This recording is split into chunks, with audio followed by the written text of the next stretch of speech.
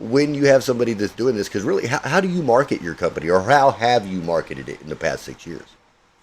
So wow, great question. That was probably the hard part. Was the first couple of years was trying to figure out, marketing. After having so many years of people work for me, starting my own business, working by myself, I was identifying things that weren't getting done that I was so used to having people do for me, and marketing is one of them. So getting real intimate with Canva, talking to my kids, trying to figure out how the social media thing works, and then just really learning from there and going to social networking events and listening to a lot of young folks Yeah. Okay. So because the younger generation. you're actually picking up the tools to make it happen and doing it yourself. You have not gone out and just said, "Oh, I want to hire a company of these kids to make it done."